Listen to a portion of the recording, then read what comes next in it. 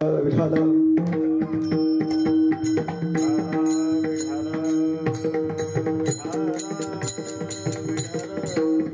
मूर्तिकेचे मंदिर आत सहा जण उंदीर गुंपा करे ताती पोखर आणि त्याचा अंगीकार करा म्हणले का करू नका म्हणले नका करू अंगीकार त्याचा अंगीकार नका करू बाबा म्हणले. हो हे 6 विकार आहेत आणि त्या 6 विकारामधले एक काम नावाचा विकार आहे, क्रोध नावाचा विकार आहे. त्याला रूपक माता इथं कशाचं दिलंय तुकोबारायांनी, त्याला बकऱ्याचं रूपक दिलंय. बकऱ्याचं हेही बकरे महाराज त्या ठिकाणी शेळ्याच्या कळपामध्ये राहतात आणि हेही बकरे हे सुद्धा शेळ्याच्याच कळपात राहतात. पण कोणच्या शेळ्या? आशा नावाची शेळी का नाही, आशा मनशा तृष्णा शेळ्याच आहेत महाराज त्या ठिकाणी आणि या शेळ्यामध्ये त्यांचं वास्तव्य राहतं. विढाला विढाला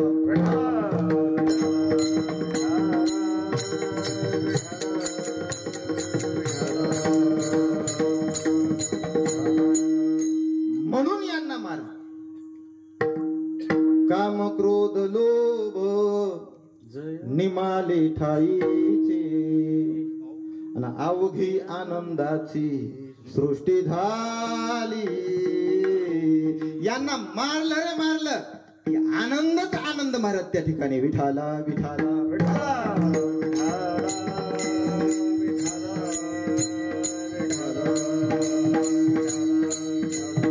आनंदू रे आजी आनंद आनंदू रे आजी आनंदू रे आनंदू रे आजी आनंदू रे आनंदू रे आजी आनंदू रे सभाय अभ्यंतरे अवघा प्रमानंदू रे सभाय अभ्यंतरे अवघा प्रमानंदू रे सभाय अभ्यंतरे अवघा प्रमानंदू रे सभाय अभ्यंतरे अवघा प्रमानंदू रे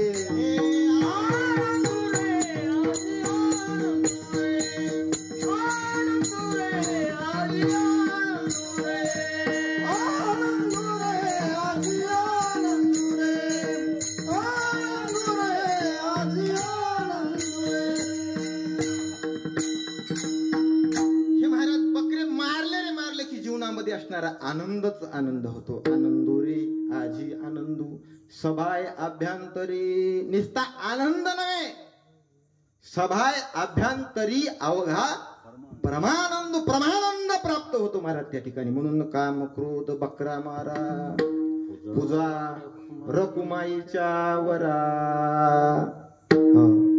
ते काम नावाचा बकरा मारा, क्रोध नावाचा बकरा मारा आणि मग तुकोबाराय म्हणले पंगत बसवा. मग तुकोबाराय म्हणले काय म्हणले, पंगत बसवा.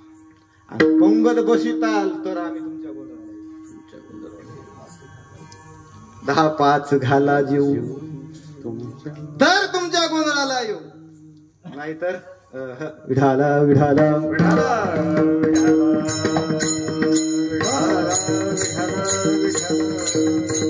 आणि तरच मोठे महाराज गोंधळाला गेले, नाही तर एरवी नाही गेले. महाराजाकडे नेम घ्यायला गेलं की जुनी माणसं सांगायचे महाराजानं काय म्हणायचं त्या नेम करणाऱ्याला, किती दळतोस किती दळतोस म्हणायचं, किती दळतोस. आता आमच्याकडे कोणी कीर्तन विचारायला आलं का नाही, किती देतोस, आम्ही किती दळतो म्हणणार, किती दळतो म्हणायचा गरज पडणार ना, भरपूर दळायले हे का नाही. म्हणून आम्ही म्हणायलो किती देतोस, विठाला विठाला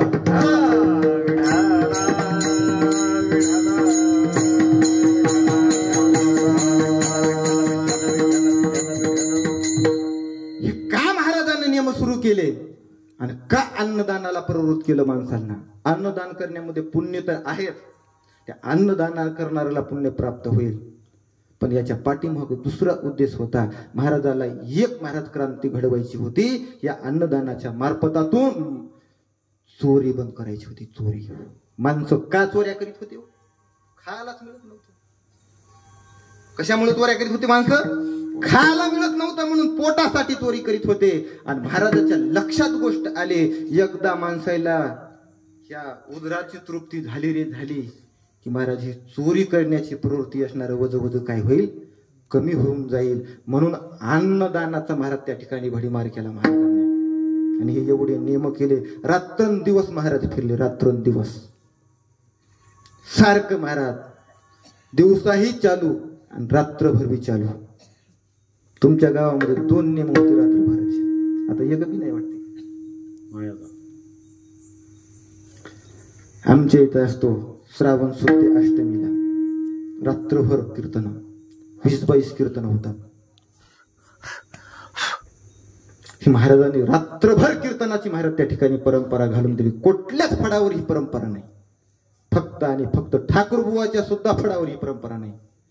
ती परंपरा कोण चालू केली? तर सद्गुरू मोतीराम महाराजांनी परंपरा चालू केली. आणि ही रात्रभर कीर्तनाची परंपरा का चालू केली? याच्यामधून टाळकरी निर्माण झाले पाहिजे, या परंपरेतून कीर्तनकार निर्माण झाले पाहिजे. आणि या रात्रभर कीर्तनातून जे कीर्तनकार निर्माण झाले, आज ते कीर्तनकार काही स्टार कीर्तनकार झाले. स्टार महाराज त्या ठिकाणी देणगी सद्गुरू मोतीराम महाराजांचे आणि मोठ्या महाराजांचे. विठाला विठाला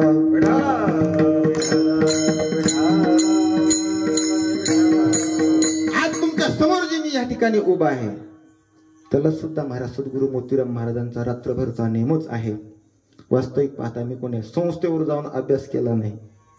एखादा ग्रंथ हातामध्ये घेऊन आहे कीर्तनाची मर्यादा पाहून ग्रंथ करावे कीर्तन, ठीक नाही. पण मी ग्रंथ सुद्धा कुठला हातामध्ये घेतला नाही. पण आज कोण्याही फडावर उभा करा, कोण्याही फडावर तिथं कीर्तन करतो. ही महाराज त्या ठिकाणी देणगी असणारी मोठ्या महाराजांची, सद्गुरू मोतीराम महाराजांची आहे.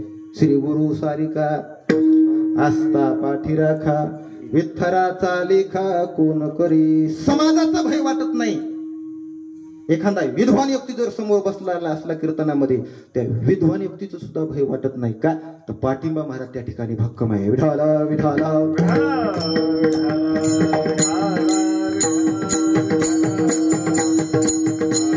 आणि या मोठमोठ्या या गोंधळ्यातून महाराज या ठिकाणी ह्या गोंधळी निर्माण झालेला आहे. आणि ते गोंधळी महाराज त्या ठिकाणी केव्हा आले, मी कशामुळे हे सांगितलं. 10-5 घाला जेऊ तुमच्या गोंधळाला येऊ, असा देवी समोर असणारा महाराज त्या ठिकाणी गोंधळ घालायचा. कुठेही गोंधळ नाही घालायचा. जेथे विठूचे राऊळ तेथे तुकयाचा गोंधळ. महाराज त्या ठिकाणी अशी ही परंपरा असणारी, त्या जगदंबेच असणार या अभंगाच्या द्वारे जनाबाई आवाहन करतात. एक एक विठाबाई माझे पंढरीचे आई. आणि बोलत असताना महाराज त्या ठिकाणी समोरचा व्यक्ती एखादा आकर्षित करायचा असेल, आपल्याविषयी समोरच्या व्यक्तीमध्ये स्नेह उत्पन्न करायचं असेल तर त्याची स्तुती करणं फार महत्वाचं आहे. आणि म्हणून ती स्तुती केली. अभंगाचं 2रं चरण. भीमानी चंद्र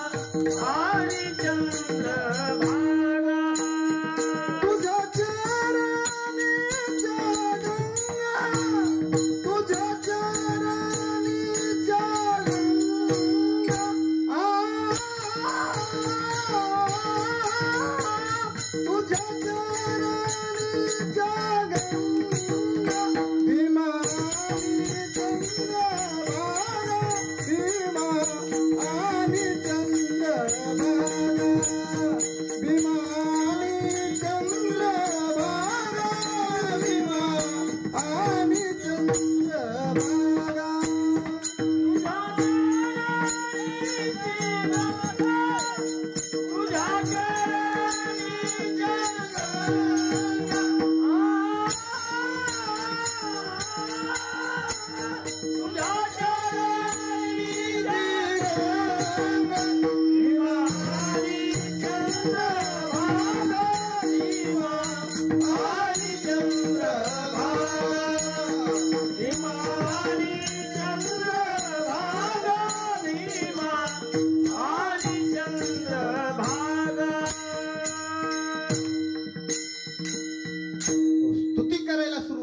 दिसणारी जनाबाई ना, मला सांगा ही स्तुती होती का वस्तुस्थिती होती?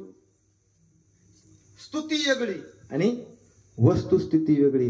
हे शब्द जे जनाबाईनं भगवान परमात्म्याविषयी वापरले ते स्तुती आहे का वस्तुस्थिती आहे? वस्तुस्थिती आहे महाराज, वस्तुस्थिती आहे. काय त्या चंद्रभागेचं महत्व आहे. अनेक तीर्थ आहेत, पण अनेक तीर्थामध्ये अशी चंद्रभागा आणि असे भीमा तीर आणि असा विठेवर देव कुठंच नाही महाराज. ऐशी चंद्रभागा ऐसे भीमा तीर ऐसा विठेवर देव कोठे. या जगाच्या पाठीवर महाराज कुठंच नाही असणार, कुठंच नाही. उदंड पाहिले उदंड वर्णिले, उदंड ऐकिले उदंड वर्णिले शस्त्र महिमे ऐशी चंद्रभागा ऐसे भीमा तीर ऐसा विठेवर देव कोठे. ऐशी चंद्रभागा, ती कैशी चंद्रभागा, ते पंढरपूर कसं, चंद्रभागा कशी आणि ते भीमातीर कसं काकड्यामध्ये गोड वर्णन केलेलं आहे. पंढरी पुण्यभूमी भीमा दक्षिण वाहिनी. बाकीचे तीर्थ महाराज त्या ठिकाणी पूर्व पश्चिम वाहतात, पण पंढरपूरची चंद्रभागा, पंढरपूरची भीमा कशी वाहते? उत्तर दक्षिण वाहते. भीमा दक्षिण वाहिनी तीर्थ हे चंद्रभागा महापातक धुनी. बाकीच्या तीर्थाने पाप जातात, सर्वसामान्य पाप जातात महाराज त्या ठिकाणी. पण असे काही पाप आहेत ते तीर्थाच्या बापाला सुद्धा जात नाहीत. मन संकल्पाची पापे न जाय तीर्थाची बापे. मन संकल्पाचं पाप असणार महापाप आहे, पण अशाही महापापाची धुनी जर होत असेल तर महापातक धुनी ही चंद्रभागा आहे. विठाला विठाला विठाला.